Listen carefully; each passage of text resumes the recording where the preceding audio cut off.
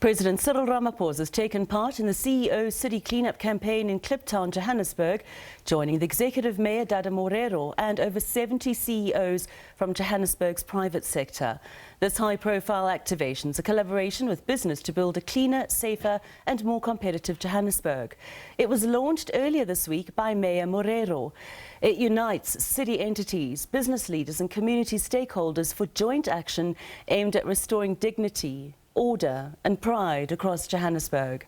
Dr. Trevor Ngwane is a scholar and social activist who works in the academic and political spheres, and he joins us now. Good evening and thank you for joining us tonight on Late Edition. Thank you very much. So we see the President, we see CEOs, the municipality, other organisations and groups starting this cleanup campaign in Johannesburg. How filthy is the city?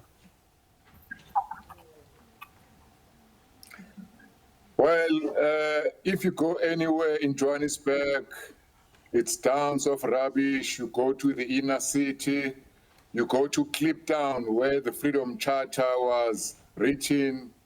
The place is a dump, with all due respect to the people who live there. It's very close to where I live, so I see it every day. Street lights are not working, garbage is not being collected on time, there's always power failures, there's crime, there's chaos. And I think much more needs to be done to improve the living conditions of people who live in Johannesburg. How did we get to this point, that it's in such a state? As you know, our government, the government of the ANC, it set itself the wrong priorities. One of them was to create a black bourgeoisie and a black middle class. So it adopted an elitist, anti-poor strategy of economic development, prioritizing profit over people.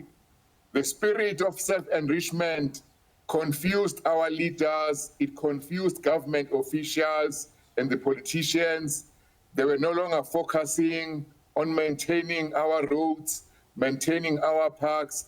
They were busy with tenders, becoming tenderpreneurs, making means of making themselves rich. We all know it's now coming to a pass with even the police, being run allegedly by syndicates, crime syndicates. So now that we've got to this point, what do you think needs to be done to fix the problem permanently? Is that even possible?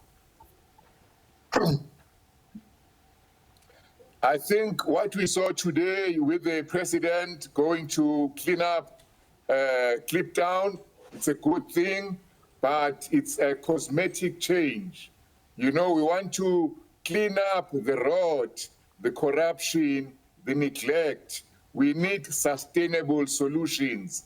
Also, we need to recognize the power of the people.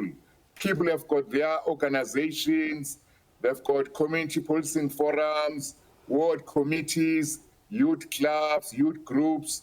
Those people must not be brought upon when they are visitors, who come for G20. They must be part and parcel on a daily basis of improving the city.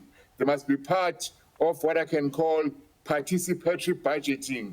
They must be there to make decisions about how the budget is spent. I think that there must be meaningful participation.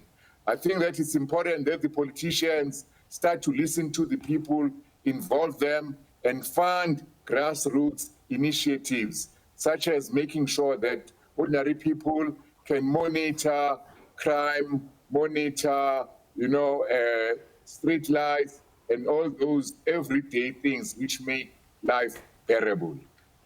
And lastly, when it comes to citizens, surely it's our responsibility as well to chip in and make sure that, our city looks as good as it can. There's the saying, cleanliness is close to godliness. Shouldn't this be instilled in our youth from such an early age so that we have this in us, that we have to clean up after ourselves, pick up the litter. Don't even litter in the first place. Throw that tin into the dustbin from the start. Surely we have a responsibility as well.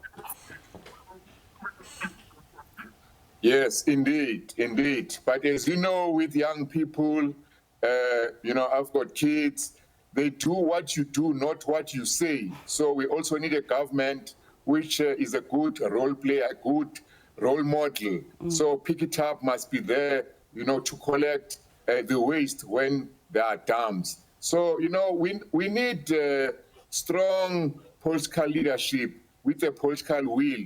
We need a political is that the real VIPs, very important people, are the ordinary people who live in this country, not those who come in for a G20 summit.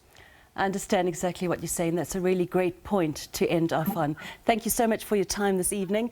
That was Dr. Trevor Ngwane, scholar and social activist who works in the academic and political spheres.